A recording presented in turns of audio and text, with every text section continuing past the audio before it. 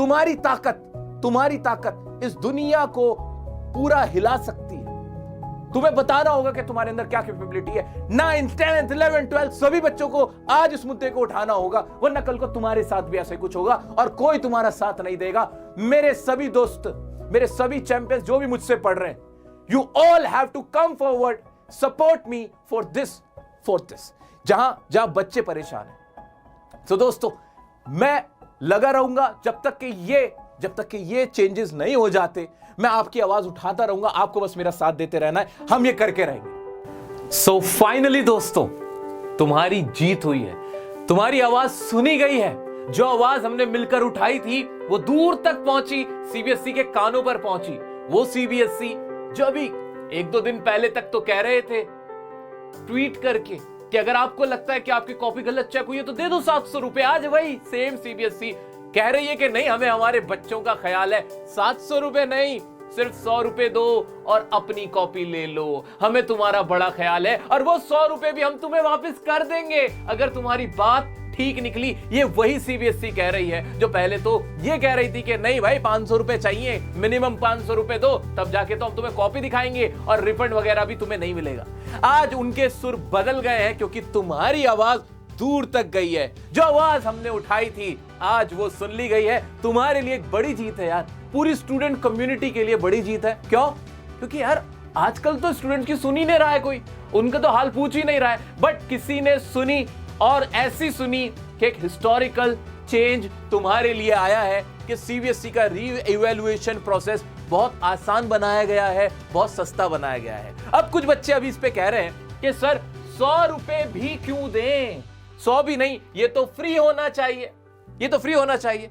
मुझे याद आ रहा है गांधी जी का सिविल डिसओबीडियंस प्रोटेस्ट जो उन्होंने किया था, जिसमें जो इंडिगो की खेती थी उसके ऊपर जो कॉम्पनसेशन पे करना था, वो कहानी जो थी पूरी जो हमने क्लास 12th में पढ़ी हुई है इंग्लिश के अंदर इंडिगो चैप्टर में, उसमें गांधी जी खुश हो जाते हैं, 50% की डिमांड रखते हैं लेकिन 25 पे मान जाते हैं।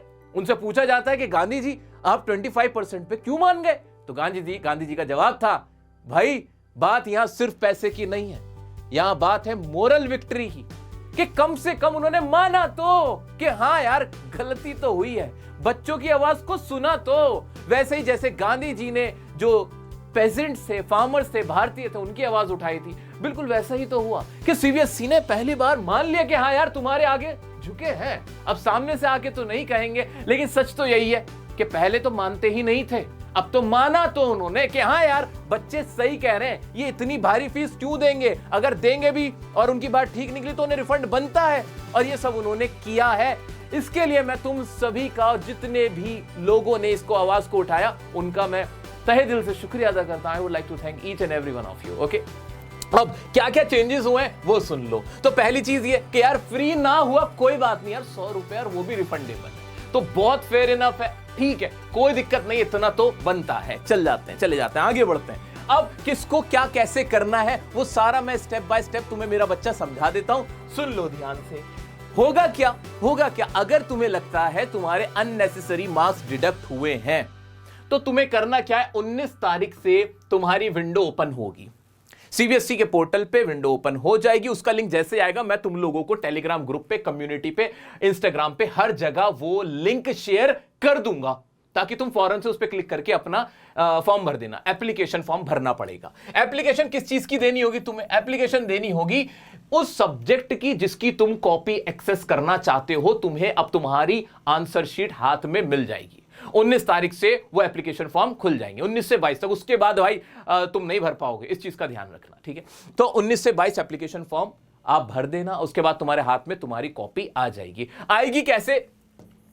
फीफो बेसिस पे आएगी भाई। जो पहले अप्लाई करेगा उसको पहले मिल जाएगी, जो थोड़ा लेट अप्लाई करेगा उसको लेट मिलेगी, लेकिन फिर भी बहुत ज्यादा समय नहीं लगेगा। मोस्ट प्रोबेबली 2 दिन लगने चाहिए, 2 से 3 दिन टू द मैक्स मान के चलो, क्योंकि कॉपीज ऑलरेडी स्कैन्ड है, तो उन्हें स्कैन करने की जरूरत मैनुअली नहीं है, ऐसे ही आपको बस फॉरवर्ड कर दी जाएगी आपकी डिटेल पे, ठीक है। ये डेट इंपॉर्टेंट थी। अब ये भी बताऊंगा कि किसको करना चाहिए अप्लाई, किसको नहीं करना चाहिए, किसके मार्क्स कम हो सकते हैं, ज्यादा हो सकते हैं, वो सब भी बताऊंगा, तो सुनते रहना एंड तक। दूसरा काम क्या होगा फिर ना, 26 तारीख से एक और फॉर्म खुलेगा। तुम्हारे हाथ में तुम्हारी कॉपी आई हुई है, जैसे कि सीबीएसई ने कहा है, और जो कि सही बात है, वही फॉलो भी करना चाहिए, अच्छा प्रोसीजर है। क्या है? तुम्हारे हाथ में तुम्हारी कॉपी है, साथ में ना सीबीएसई की वेबसाइट पे क्वेश्चन पेपर भी है तुम्हारा, वहीं पर मार्किंग स्कीम है। क्या है मेरा बच्चा? मार्किंग स्कीम है सीबीएसई के द्वारा दी गई कि तुम्हारा आंसर ऐसा होना चाहिए था। तुम्हें क्या करना है, अपनी उस कॉपी का ना प्रिंट आउट निकलवाना, अपने क्वेश्चन पेपर का और मार्किंग स्कीम का प्रिंट आउट निकलवाना, ऐसे साथ में रख के चेक कर लेना। चेक करते में तुम्हें लगे कि अगर तुमने आंसर मिलता जुलता लिखा है, तुम्हारे पॉइंट्स करेक्ट हैं और उनको गलत कर दिया गया है, उनको चेक नहीं किया गया है, फिर तुम जा सकते हो री इवैल्यूएशन पे। क्या क्या कहा मैंने कि अपनी कॉपी ऐसे रखना, जो सीबीएसई की खुद की मार्किंग स्कीम है उसको ऐसे रखना, दोनों का मिलान करना। अगर तुम्हें उस पे नंबर नहीं मिले हैं, अब तुम एलिजिबल हो, यानी तुम्हें अब करना चाहिए री इवैल्यूएशन के लिए अप्लाई। मेरा मानना यह है, मेरा कहना तुम सबको यह है कि ये वाला जो प्रोसीजर है ना चेक करने का, जैसे तुम्हारी आंसर शीट तुम्हारे हाथ में आए, अपने ट्यूटर से, अपने टीचर से, अपने बड़े भाई से, उन सबसे ये काम करवा लेना, उनसे ये काम करवा लेना, तुम्हें बहुत हेल्प मिलेगी। ठीक है, हमारी एकेडमी पे जाके, वहां काउंसलर लोग हैं, तुम वहां निर्माण विहार विजिट कर सकते हो, वहां पे जाके ये काम करवा देना, दे विल हेल्प यू, वो तुम्हारी मदद कर देंगे। ठीक है, इतना मैं तुम्हारे लिए कर सकता हूं मेरा बच्चा, कोई पैसे नहीं, फ्री में होगा ये काम। ठीक है, डन है। ये काम करने के बाद अगर तुम्हें दिखता है कि यार नंबर नहीं मिले हैं, मेरी कॉपी ठीक से चेक नहीं हुई है, अब तुम जा सकते हो री इवैल्यूएशन की तरफ।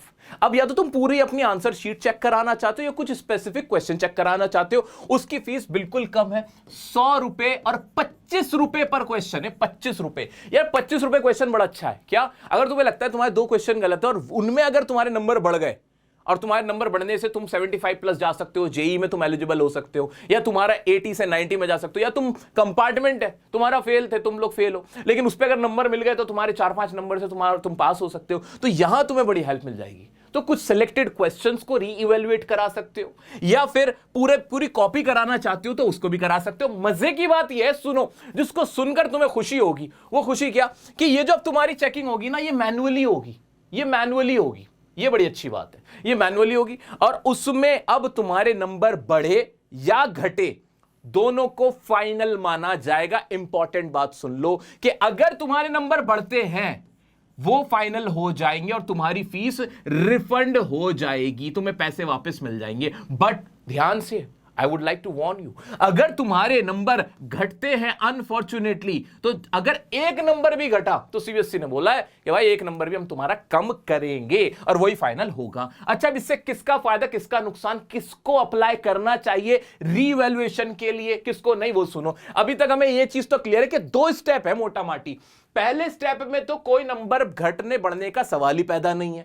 पहले स्टेप में तो सिर्फ आपको आपकी जो आंसर शीट थी वो एक्सेस करा दी जाएगी, आपको मिल जाएगी, वो मिल जाएगी। अब देखते रहो बैठ के कि कैसे चेक हुई है, क्या तुमने लिखा था। ठीक है, मार्किंग स्कीम से कंपेयर करते रहो। यहां तक कुछ नहीं होने वाला, रिजल्ट पे इसका कोई असर नहीं पड़ेगा, रिजल्ट पे कोई असर इसका नहीं पड़ेगा जो 19 तारीख को तुम अप्लाई करोगे। ठीक है, दूसरा जो स्टेप है ना, जो कि मैंडेटरी नहीं है, वो तुम्हारी इच्छा है, तुम चाहते हो कि उसको चेक करवाना है, वहां पे असर पड़ेगा रिजल्ट पे तुम्हारे, कि अगर मार्क्स उतने ही रहते हैं तो उतने ही रहेंगे, अगर दोबारा चेकिंग में आपके नंबर बढ़ते हैं तो बढ़ जाएंगे, दूसरा रिजल्ट मिलेगा, और अगर घटते हैं तो घटेंगे भी।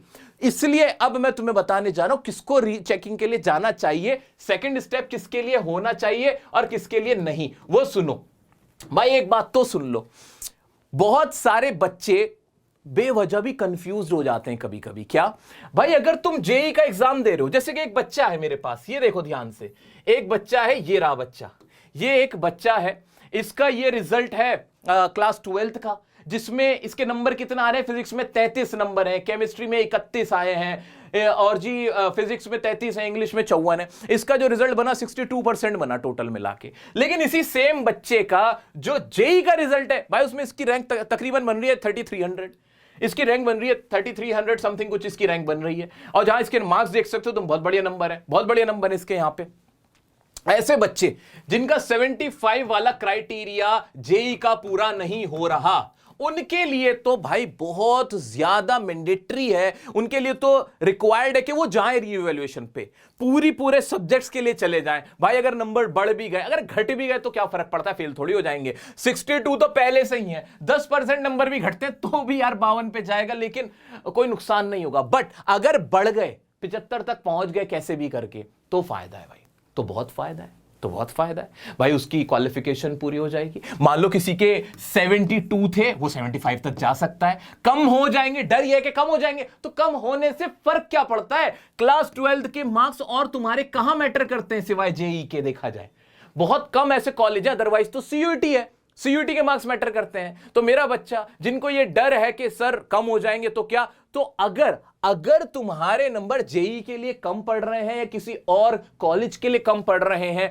तुम्हें तो जाना ही चाहिए। बट अगर कुछ स्टूडेंट ऐसे हैं जो ऑलरेडी 33 पे पास होता है आदमी, उस बच्चे के 39 है और वो चाहता है मैं 39 नहीं, मैंने तो बड़ी मेहनत की थी, मुझे तो कम से कम इसमें 60 मार्क्स मिलने चाहिए थे। अब उस बच्चे के लिए खतरा है, उसको री इवैल्यूएशन में ध्यान से जाना है। क्यों? अगर बाबू 39 से कम होके तुम पहुंच गए 31 पे या 32 पे, अब तुम फेल हो सकते हो, इसके लिए स्पेसिफिकली कहीं सीबीएसई ने मेंशन नहीं किया, लेकिन लॉजिक जो सिस्टम अभी बना हुआ है वो यही है कि जो लो मार्क्स होंगे वही फाइनल बाइंडिंग होंगे, वो तुम्हें बाइंड कर रहे होंगे, उतने ही फाइनल माने जाएंगे। तो यहां फेल होने का खतरा है, तो ऐसे बच्चे को नहीं जाना चाहिए। जो बच्चा ऑलरेडी फेल है, भाई तुम तो जाओ, तुम क्यों रुके हो? तुम तो जाओ। अगर तुम्हारे नंबर 16 है, 19 है, 29 है, क्यों नहीं जा रहे हो? जाओ। 100 रुपए की बात है, कम से कम 100 रुपए में तुम्हें तुम्हारी कॉपी हाथ में मिल जाएगी। देख लेना कैसे चेकिंग हुई हुई है। और अगर सच बता रहा हूं, तुम्हारी कॉपी अगर बुरी चेक हुई हुई है ना, तुम्हारे नंबर कम दे रखे हैं और तुम्हारे नंबर फिर बढ़ रहे हैं, अगर बढ़ रहे हैं, यही खड़ा हूं, पूरी ताकत से तुम्हारी आवाज में ऊपर तक उठाऊंगा। अगर ऐसा सामने आता है तो तुम अपनी कॉपी लेने के बाद अगर तुम रीवैल्यूएशन में गए हो, मार्किंग स्कीम मेरे को भेजना। अगर तुमने देखा कि हां सही आंसर है, नहीं दे रखा, और वो 19 वाला बच्चा तो भाई कम से कम 59 डिजर्व कर रहा था, तुम मेरे तक आ जाना। बस पूरा देश देखेगा फिर कि क्या हो रहा है बच्चों के साथ। तुम्हारी आवाज सबसे पहले मैं उठाऊंगा, जैसे अभी उठाई थी। बिल्कुल मत डरना, ठीक है? तो तुम लोगों को जो फेल हुए हैं उनको तो जाना ही चाहिए, उनको नहीं रुकना चाहिए। क्योंकि अगर एक भी बच्चा ऐसा है जिसके मार्क्स में 10 नंबर का, 20 नंबर का, 25-30 नंबर का फर्क आ रहा है, वो बच्चा जो फेल कर दिया गया है और जिसके नंबर फेल वाले थे नहीं, जो पास हो रहा था, तो ये बहुत बड़ा लूप होल होगा। इसके लिए हम मिलकर आवाज उठाएंगे और इस ओएसएम को खत्म करवाएंगे। फिर इस ओएसएम को खत्म कराएंगे। अभी बात करता हूं ओएसएम की भी, लेकिन पहले मैं चाहता था कि मैं तुमसे रिलेटेड बातें, डेट्स वगैरह बता दूं, जो मिस मत करना। ये सभी 2 तरह के लिंक आएंगे, एक 19 को, एक 26 को। वो लिंक मैं तुम्हें दे दूंगा, भर देना। समझ में आ चुका है कि किसको रीवैल्यूएशन के लिए जाना है? एक्सेस करने के लिए तो सभी चले जाओ, कोई टेंशन नहीं। कॉपी तुम्हारे पास आएगी, मार्क्स पे कोई फर्क नहीं पड़ेगा, बस तुम आराम से देख सकते हो। अच्छा, आपको रीवैल्यूएशन के लिए कैसे भरना है वो भी सुन लो, कैसे अप्लाई करना है रीवैल्यूएशन के लिए। तो सीबीएसई ने कहा है भाई, जैसा उन्होंने कहा उनके हिसाब से चलना पड़ेगा। सीबीएसई ने कहा हमें कि भाई अगर तुम्हें रीवैल्यूएशन के लिए जब जाओगे सेकंड स्टेप में, तो उसमें ना जो तुम्हारी आंसर कॉपी है वो लगाना, जो मार्किंग स्कीम है वो लगाना, और साथ में रीजनेबल, जो भी तुम्हें लगता है कि हाँ रीजनेबल तुम्हारा आंसर है, मतलब जो भी तुम्हारी उसके लिए आपको लगता है कि हाँ भाई ये चीज हुई है, ऐसे हुई है, एक रीजनेबल आंसर भी लिखना, एक रीजन भी लिखना कि भाई मुझे नंबर क्यों नहीं मिलने चाहिए। आप ये देखिए, पूरी एक एक्सप्लेनेशन, अगर मैं कह सकता हूं, एक एक्सप्लेनेशन तुम्हें वहां देनी है जब ऑनलाइन अप्लाई करोगे। इसीलिए मैंने कहा कि ये सारा काम अपने टीचर से या ट्यूटर से करवाना, वो बेटर वे में इसे प्रेजेंट कर सकते हैं, ठीक है? तो एक आप अपना पूरा एक रीजन भी लिखना कि भाई देखो मेरा आंसर ये था, मार्किंग स्कीम में भी इन्हीं पॉइंट्स का जिक्र है। खास तौर से जैसे एमसीक्यू टाइप के क्वेश्चन हो गए, फिल इन द ब्लैंक्स वाले क्वेश्चन हो गए, मैच द फॉलोइंग, कुछ इस तरह के अगर कोई क्वेश्चन तुम्हारे सब्जेक्ट में आया हुआ है, या फिर मेन पॉइंट्स होते हैं, हेडिंग्स तुम्हारी सेम थी, नई नंबर दिए गए, स्टेप मार्किंग नहीं किया गया है, इस तरह का कुछ भी, वो तो आराम से ऐसे मैच हो सकता है। तो वो सारे रख के अच्छा से एक आंसर बनाना है और फिर उनको भेज देना है, ठीक है? ये काम ध्यान से कर लेना। अब बात करते हैं ओएसएम पे। सीबीएसई ने कहा, क्या कहा उन्होंने कि ओएसएम जो है तुम्हारी ऑन स्क्रीन तुम्हारी मार्किंग स्कीम है, ये कोई नई नहीं है। 2014 में हमने इसको फर्स्ट टाइम इंट्रोड्यूस किया था, उसके बाद 2026 में लाए हैं, और साथ में ये भी कहा कि institute of chartered accountants of India भी ये यूज करते हैं। किसका नाम ले रहे हैं, जरा ध्यान से सुनना, ये नाम ले रहे हैं आईसीएआई का। आईसीआई क्या है? आईसीएआई भाई एक कंपैटिटिव बॉडी, भाई जहां से ना प्रोफेशनल निकलते हैं, वहां जो बच्चे हैं वो बहुत अलग हैं। उनका बच्चों का वहां पे क्राइटेरियन ही क्या है? आप कंपेयर किससे कर रहे हो? एक स्कूल स्टूडेंट की एक प्रोफेशनल बॉडी में जो पढ़ रहा है स्टूडेंट है उससे? भाई बहुत फर्क है। आप दोनों चीजों को कंपेयर नहीं कर सकते हो। क्लास 12th का सरकारी बच्चे को नो डिटेंशन पॉलिसी पहले चलती थी, अब तो खत्म कर दी। यहां पे हमें ऐसा नहीं करना होता कि कोई प्रोफेशनल निकल के आ रहा है तो बहुत टाइट मार्किंग करनी है, स्ट्रिक्ट मार्किंग नहीं होती। स्कूल लेवल पे इतनी स्ट्रिक्ट मार्किंग की जरूरत होती नहीं। अगर आप स्ट्रिक्ट मार्किंग करने पे आ जाओ तो जो ये 85% रिजल्ट गया है ना क्लास 12th का, ये 85 की जगह 60 हो जाएगा सर। आपको ये भी तो याद रखना है कि बच्चे हैं कौन, किनकी आप मार्किंग कर रहे हो इतनी स्ट्रिक्ट। अगर आईसीआई कर रहा है ना तो आईसीआई का लेवल तो देख लो जाके।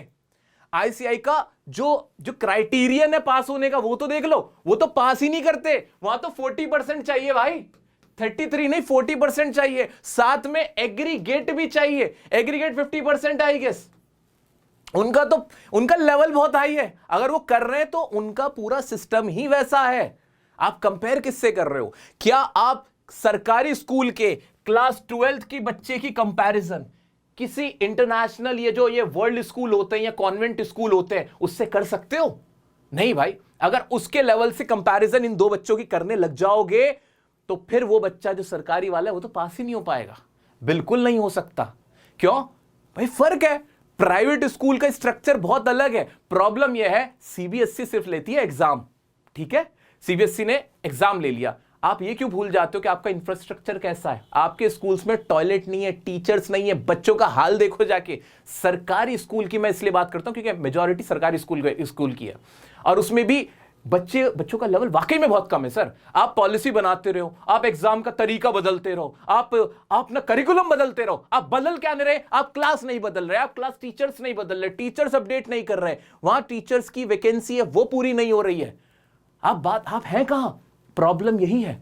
भारत में एजुकेशन का प्रॉब्लम इसलिए इंफ्रास्ट्रक्चर की कमी है। इंफ्रास्ट्रक्चर पहले ठीक कीजिए। किताबें कोई बुरी नहीं होती, किताबें सारी अच्छी हैं। अगर इंफ्रास्ट्रक्चर हम बना पाए तो कितने सरकारी स्कूल ऐसे हैं जहां पे एयर कंडीशनड क्लासेस हैं? कितने होंगे बताएं आप? सबको पता है क्या हाल है, सबको पता है। कितने टीचर्स हैं टीचर्स की क्लास में कितने कितने बच्चे हैं? हाँ, क्या आप इससे अनजान हो? बिल्कुल, सबको सब कुछ पता है। लेकिन आप मार्किंग करना चाहते हो ओएसएम से, कह रहे हो इंटरनेशनली चेक होता है। हाँ इंटरनेशनली चेक होता है। हम बाहर क्यों देख रहे हैं? आप फिनलैंड के स्कूल से यहां के स्कूल की कंपैरिजन करोगे, वही प्रॉब्लम आ रही है कि हम कंपैरिजन तो किसी से कर रहे हैं जो वहां है, उस लेवल का इंफ्रास्ट्रक्चर इनका है। और हमारा इंफ्रास्ट्रक्चर कैसा है, हमारे सरकारी स्कूलों का क्या हाल है, हमारे बच्चों का क्या हाल है, हमें पहले वो देखना है और उस हिसाब से उनकी मार्किंग करनी है। ठीक है, सो पहले लीनियंट मार्किंग होती थी, सीधा साधा। पेपर टफ आएगा थोड़ी लीनियंट मार्किंग करेंगे, अगर इजी आएगा तो थोड़ी ठीक ठाक मार्किंग करेंगे। वो मैनुअल तरीका ठीक है। हम भारत हैं, भारतीय हैं, हमारी अपने फायदे हैं, अपने नुकसान हैं, हमें उन सबको कंसिडर करते हुए पॉलिसी बनानी चाहिए। ठीक है, तो ओएसएम को ये कह देना कि इंटरनेशनली एक्सेप्टेड है, आईसीआई यूज करे, तो उनके स्टूडेंट देखो भाई, उनका सिस्टम देखो, वो प्रोफेशनल चीजें हैं वहां पे।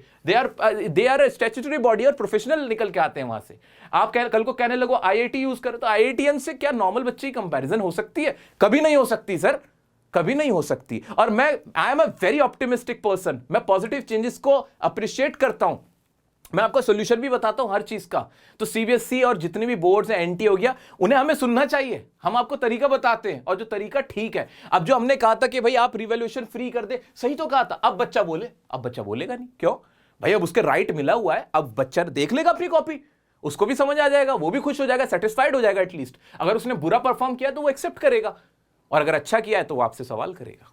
ठीक है, सो दोस्तों ये पूरा जो प्रोसीजर था वो मैंने आपको समझा दिया है। अब आपको आराम से तैयार रहना है, इन डेट्स पे अप्लाई करना है। अगर फेल हो चुके हो, कंपार्टमेंट हो, तो तुम्हें जाना ही चाहिए, अपनी कॉपी निकालनी ही चाहिए, ये काम तुम्हें करना ही होगा। डन।